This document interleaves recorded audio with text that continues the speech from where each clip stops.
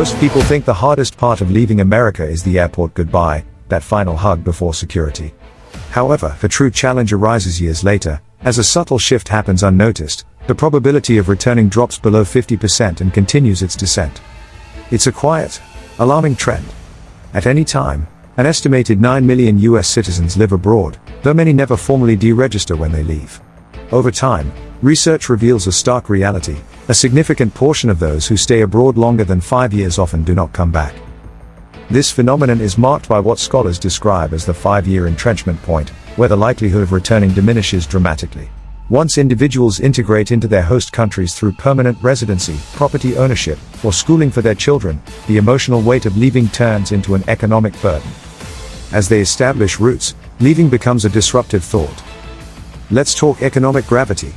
Americans abroad still file taxes, but many benefit from the foreign earned income exclusion, shielding over $120,000 of foreign income from US taxation. This financial advantage, coupled with significant cost of living reductions, up to 60% less in regions like Southern Europe, shifts their financial planning.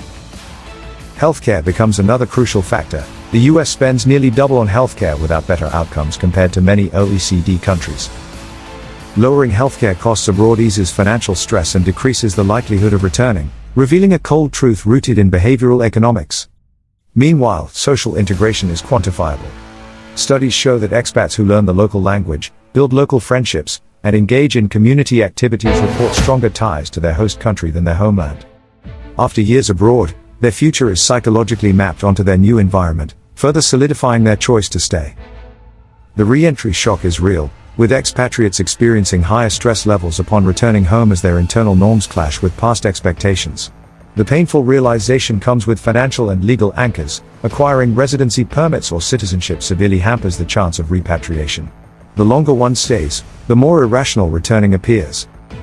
Most Americans don't dramatically choose to never return, rather, they build a life that makes returning feel unreasonable.